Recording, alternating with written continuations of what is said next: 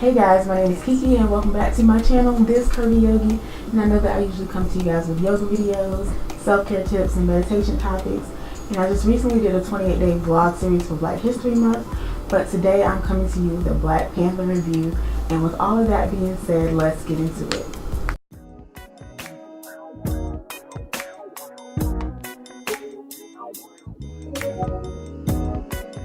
So for this review, I just want to give a brief overview of the whole movie, and then I'll talk about a few points that stood out to me, or a few themes that stood out to me. So let's talk about how well this movie did. First of all, it surpassed $1.1 billion in sales worldwide. It was also the top grossing film by a Black director, and it surpassed Straight Outta Compton. And it also shows you how strong and powerful the Black dollar is. Don't let anybody else tell you different.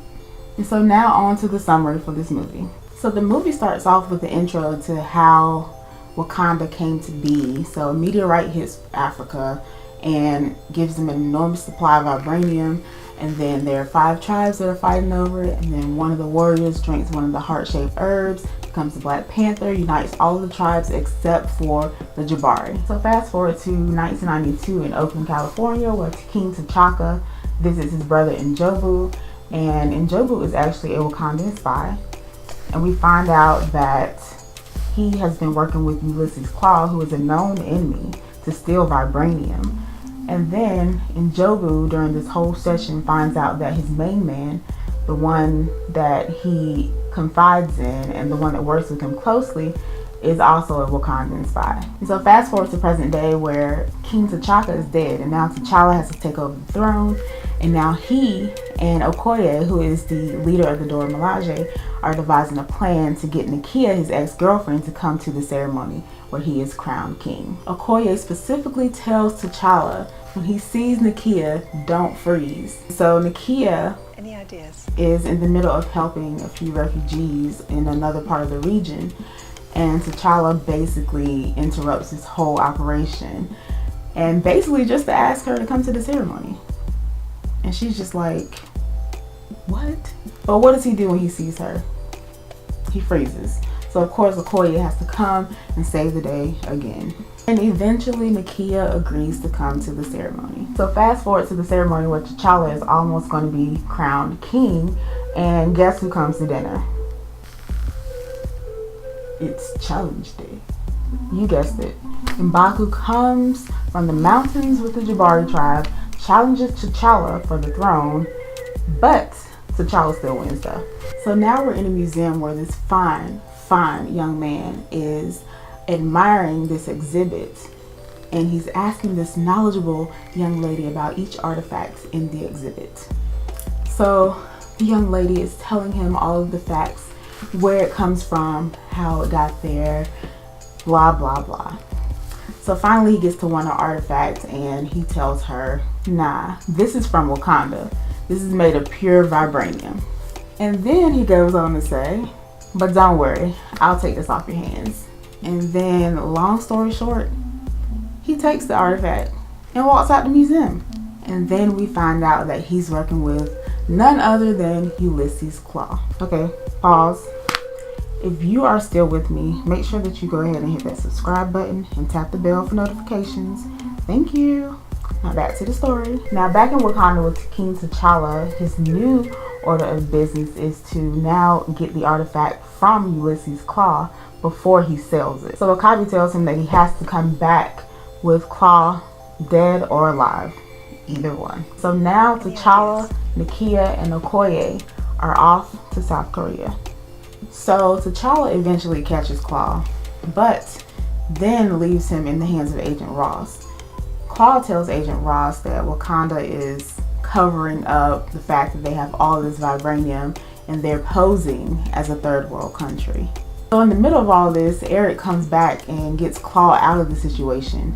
Now Agent Ross is severely injured because he was trying to protect Nakia, and now they take Agent Ross back to Wakanda to heal him. So back in Wakanda, Shuri, who is T'Challa's sister, heals Agent Ross, and then T'Challa finds out from Zuri that his uncle N'Jobu was trying to steal vibranium so that he could distribute it to other black people around the world so that they could rise up against their oppressors. Then after Njobu finds out that Shuri was a Wakandan spy, and Shuri was his best friend or his main man back in Oakland, that's when Njobu tries to get Shuri.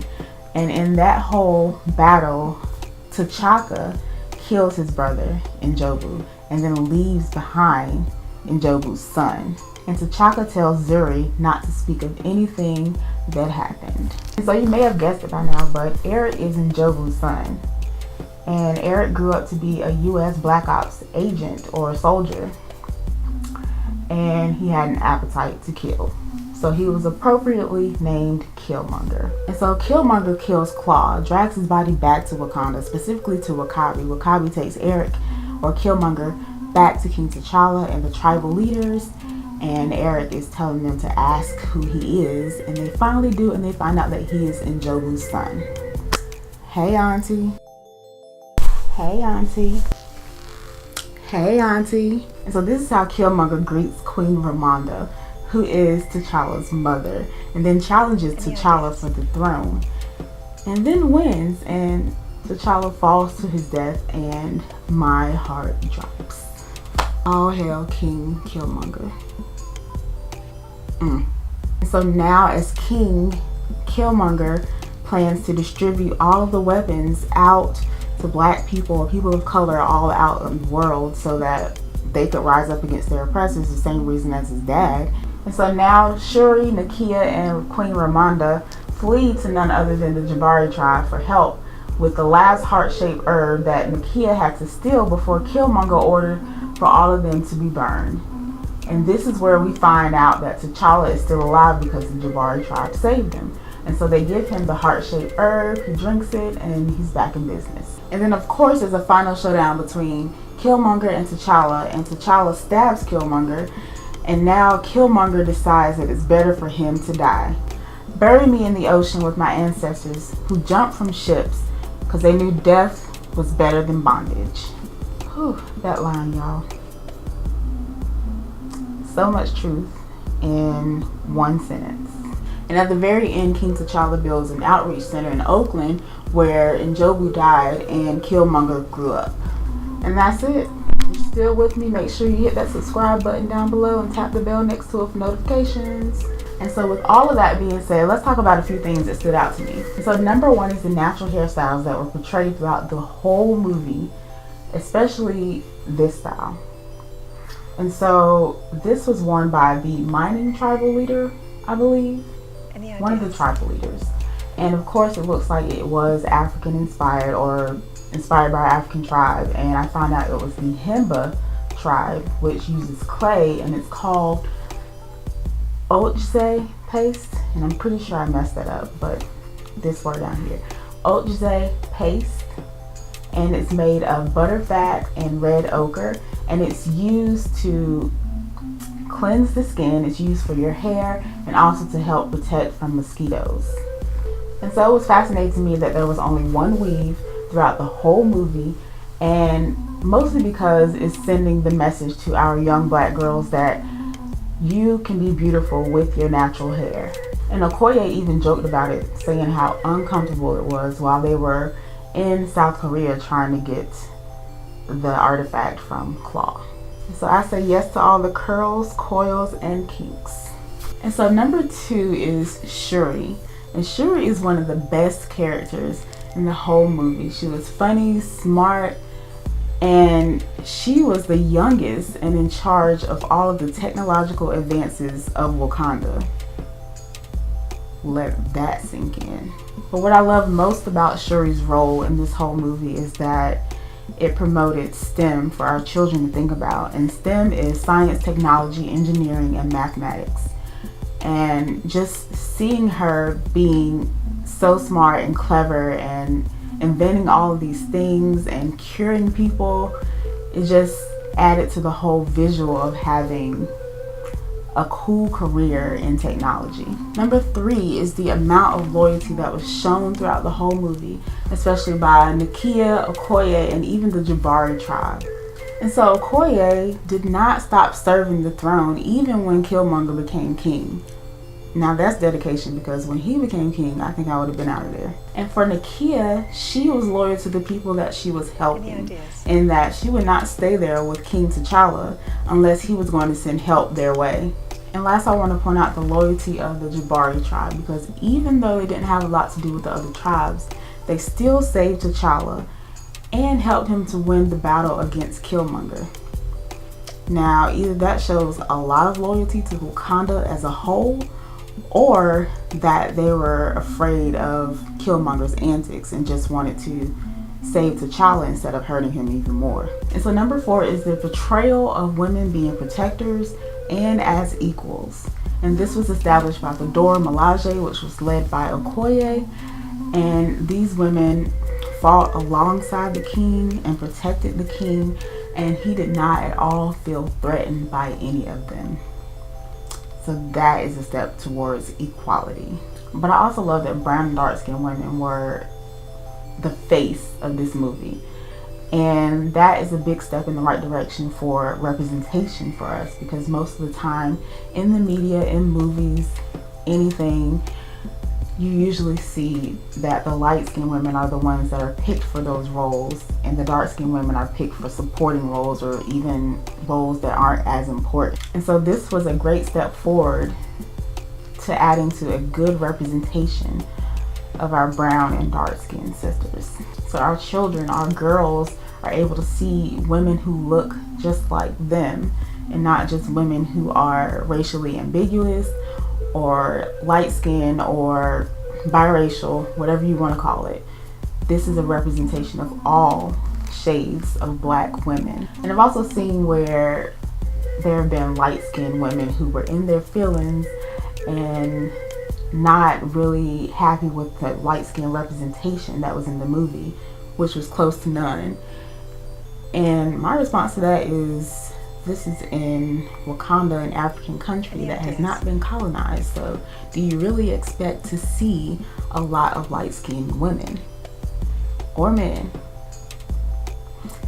Not really. And I know that there are light-skinned women in Africa, but just let this film be what it is. Let the representation stay the way that it's supposed to be, because we definitely need a better perception of dark-skinned women in the media, and this is a good representation for that. So number 5 is the fact that Killmonger is the villain that I love to hate. Like, I understand the way or why he is the way he is, and I just want to help him because his mental health is messed up, y'all.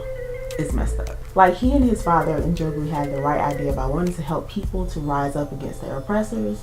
They just kind of went about it the wrong way. So Jobu went about it in a way where he used the enemy to try to get this done. Like, why would you use your own enemy?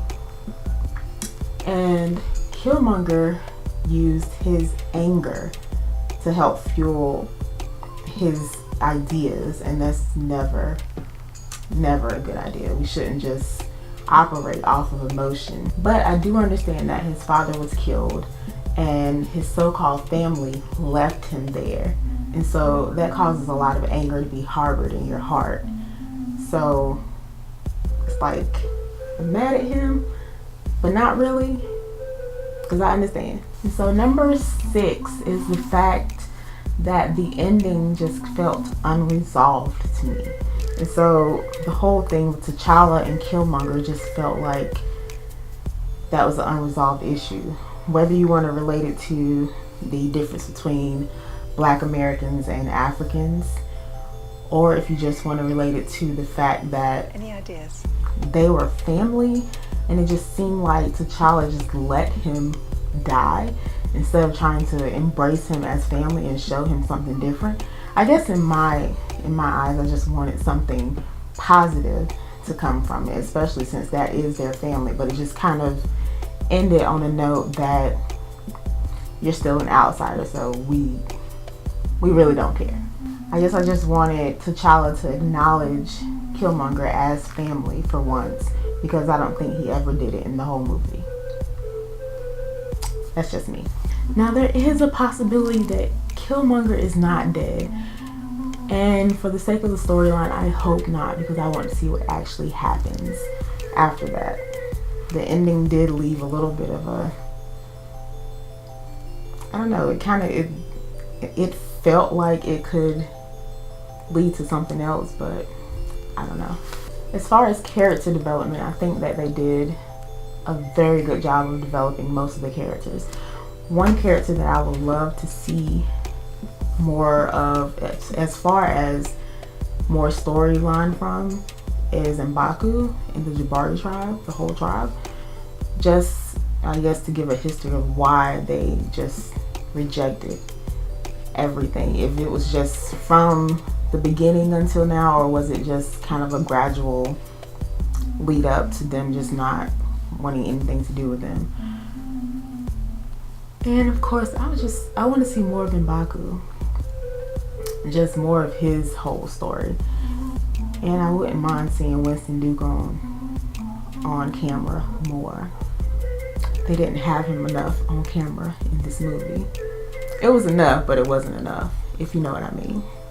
Overall, I love this movie. I love the good representation that we gained from it. And I am definitely looking forward to Avengers Infinity War. I'm going to see it. Even though I'm not a Marvel fan, I'm going to see it. And so that's it for my review. I hope you guys enjoyed this video. And if you're still here, go ahead and subscribe. And don't forget to tap the bell for notifications. And let me know down in the comments what you thought about the movie, what you thought about the themes presented, the plot, the characters, the representation that the movie brought. Let me know what you think down in the comments. And if you like this type of video, just let me know as well, and I'll keep doing different things. And I will be back to my regular content in about a week. So I will see you guys in my next video. Thanks for watching. If you enjoyed this video, go ahead and give me a thumbs up and subscribe to my channel. Also tap the bell so that you can be notified when I upload new videos. Follow me on all of my socials and visit my website thiscurvyyogi.com for even more exclusive content. So I will see you guys soon.